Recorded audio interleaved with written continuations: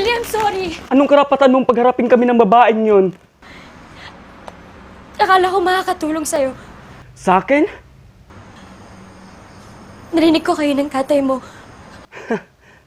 Cargo ko pamilya ko, Marites. Labas ka na dun. Naisip ko it would help you move on. Move on from what? From everything that's keeping you from moving on. Bakit? Ano bang alam mo sa nararamdaman ko? Alam mo ba kung ano mga pinagdaanan ko? Hindi. So stop acting like you know my pain. Stop acting like you own it. Pwede mong sabihin sa akin kung kailan ako mag-move on. Kahit si Celine. Kahit si Celine na kasama ko sa lahat, na alam mong lahat, hindi pinakailaman ng mga desisyon ko. Hindi ako si Celine.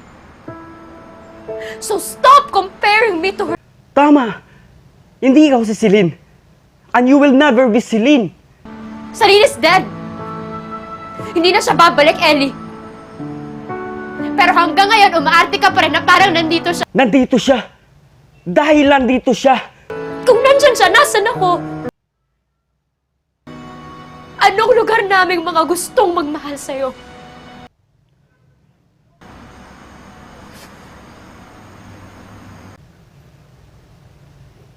Saan ka pupunta?